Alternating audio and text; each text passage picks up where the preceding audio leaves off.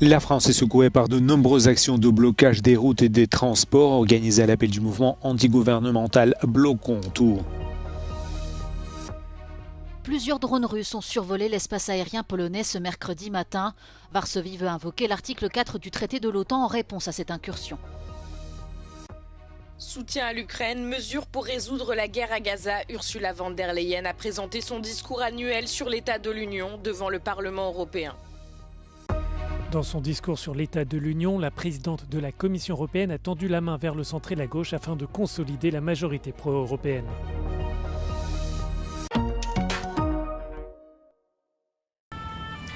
Here at the Porte de Montreuil in eastern Paris, one of the major axes that leads into the center of the French capital. The atmosphere has been tense since the early morning. Demonstrators lit rubbish bins on fire and also tried to barricade roads such as these with different obstacles. Les gens sont dans la mer, ça couche chez eux, la mer. Qu'est-ce que vous en pensez? Bah, dans un sens, ils ont raison. Faut faire quelque chose. But police who are deployed in large numbers have been dismantling obstacles as soon as they appear and chasing the protesters away. Elsewhere in the capital, the demonstrators burst onto the Paris Ring Road, the busiest highway in Europe, attempting to block traffic. But once again, police intervened quite quickly to chase them away. Today's mobilization is known as Block Everything, and it's part of a nationwide day of protests and strikes. The goal is to disrupt transport, schools, and daily life in general across France to try to increase pressure on the government. Just 2 days after Prime Minister François Bayrou's government collapsed due to his unpopular and austere 2026 budget plan. C'est de la provoque pure, c'est du foutage de gueule, si je me permets. C'est tout à fait contre notre volonté. On ne veut pas un gouvernement de droite, on ne veut pas Sébastien Lecornu, on ne voulait pas Bayrou, on ne voulait pas Barnier. Pourquoi toujours prendre ces décisions qui sont contre nous? Et il le sait, et il déstabilise le gouvernement totalement. Et même sur une échelle internationale, il déstabilise le pouvoir du gouvernement en France, parce que tout le monde est divisé. And while police presence has so far limited the impact here in Paris, well, more demonstrations and actions are planned throughout the day, not only in Paris, but across the whole country. W nocy doszło do najpoważniejszego od początku wojny w Ukrainie naruszenia polskiej przestrzeni powietrznej przez rosyjskie drony bojowe. W odpowiedzi poderwano samoloty NATO, w tym polskie F-16 i holenderskie F-35. Według wstępnych ustaleń przestrzeń powietrzną naruszyło 19 rosyjskich dronów. Premier Donald Tusk poinformował, że spora część bezzałogowców nadleciała wprost z Białorusi. To jest po raz pierwszy w czasie tej wojny nie z nad Ukrainy jako efekt błędów, dezorientacji dronów czy małych rosyjskich prowokacji na minimalną skalę. Po raz pierwszy spora część tych dronów nadleciała nad Polskę bezpośrednio z Białorusi. W związku z incydentem czasowo wstrzymano ruch na 4 lotniskach, a Rządowe Centrum Bezpieczeństwa wysłało alerty do mieszkańców 7 województw. Sztab Generalny Wojska Polskiego zaapelował, by nie zbliżać się do szczątków dronów. Trwają działania służb w poszukiwaniu miejsc ich upadku. Do ataku rosyjskich dronów odniósł się również sekretarz generalny NATO Mark Rutte, który podkreślił, że sojusz jest czujny i gotowy bronić każdego kilometra. What we have seen last night was a very successful reaction by NATO and allies, including of course Poland itself, but also the Dutch and the Italians and the Germans, everybody involved. And I'm really impressed. So of course we always have to make sure that we are one step ahead. But I think last night showed that we are able to defend every inch of NATO territory, including, of course, its airspace. Z kolei prezydent Karol Nawrocki zapowiedział zwołanie w ciągu 48 godzin Rady Bezpieczeństwa Narodowego, a premier Donald Tusk poinformował w Sejmie o uruchomieniu konsultacji w NATO na podstawie artykułu 4. Dla Euronews Mateusz Jaroński, Warszawa.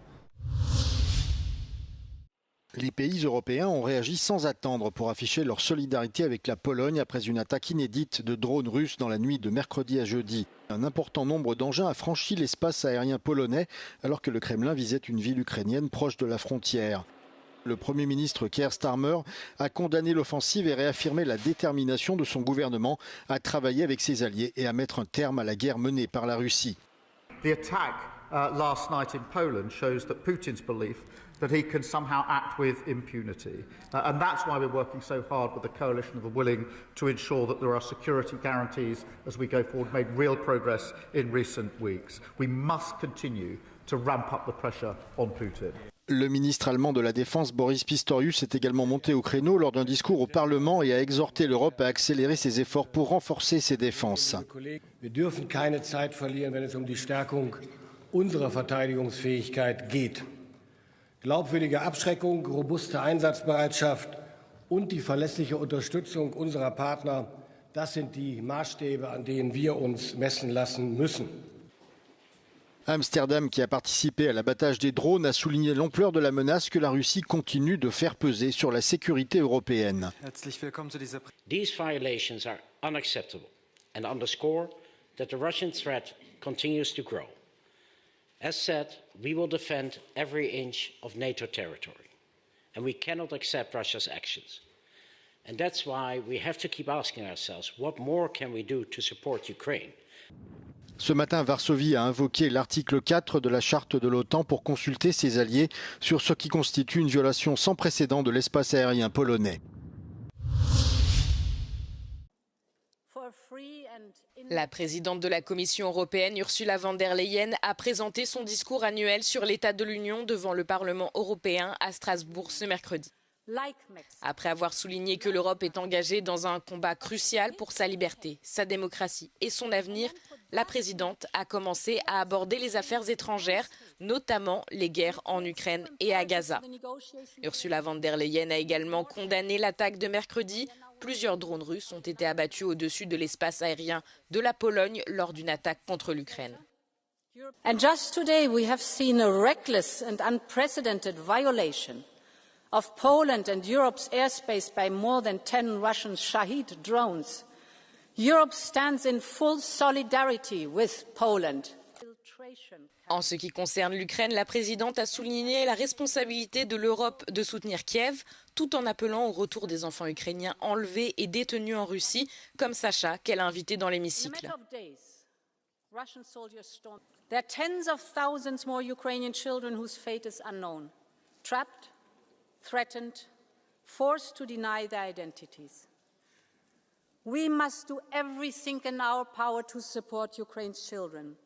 And that is why I can announce that, together with Ukraine and other partners, I will host a summit of the International Coalition for the Return of Ukrainian Children.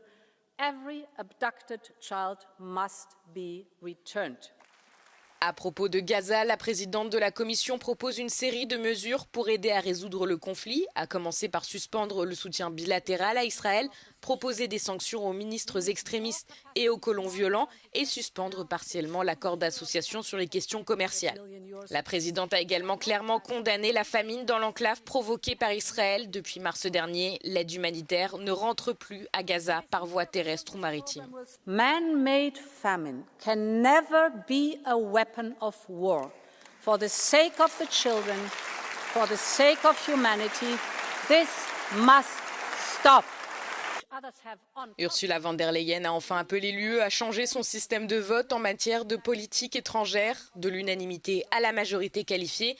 Objectif, éviter les vétos et accélérer le processus de prise de décision.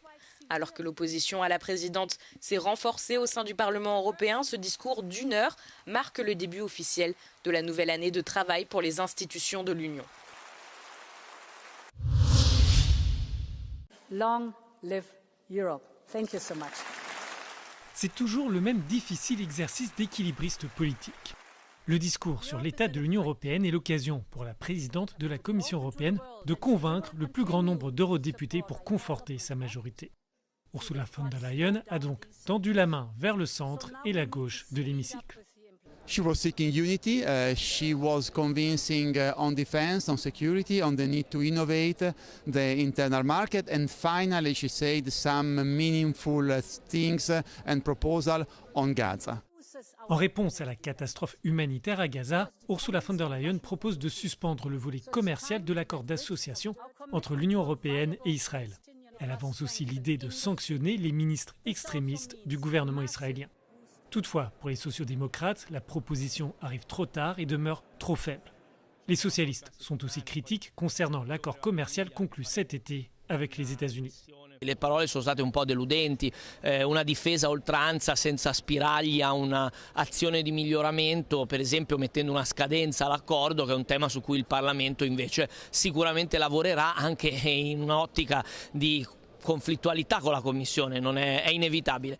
Pour cimenter sa coalition, la présidente de la Commission assure vouloir maintenir le cap de ses objectifs climatiques. She is still sticking to, or at least saying she's sticking to the Green Deal to 2040 and also to 2050. And seeing that, I hope EPP will also understand it. Pour sa part, l'extrême droite n'a pas du tout été convaincue par la présidente de la Commission. Oh, it's a very weak speech. It's a speech that does not bring answers, only weak solutions to problems that already exist, meaning there is no new horizons, no new futures, no new anything. The centrist majority that supports Ursula von der Leyen might be heartened by today's speech, but her political enemies are poised to attack the Commission, with the far-right Patriots for Europe party seizing the day of her speech to present a motion of censure to be discussed and voted in October. Vincenzo Genovese, Euronews, Strasbourg.